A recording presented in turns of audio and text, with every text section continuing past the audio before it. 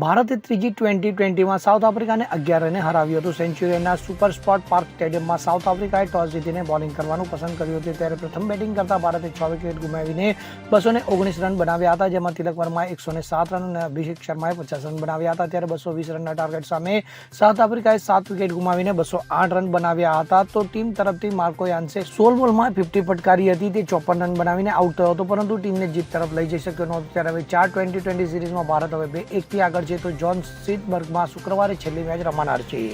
Bureau report, CN24 news.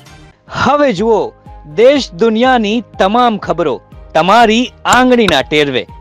ઉઠાવો mobile અને Google Play Store પરથી ડાઉનલોડ કરો અમારી CN24 ન્યૂઝ મોબાઈલ એપ.